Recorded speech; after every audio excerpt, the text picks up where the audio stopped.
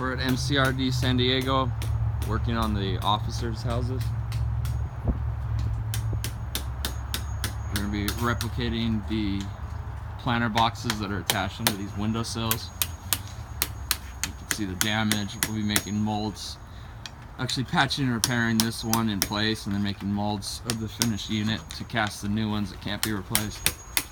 Damien's just chipping away the plaster to expose the substrate.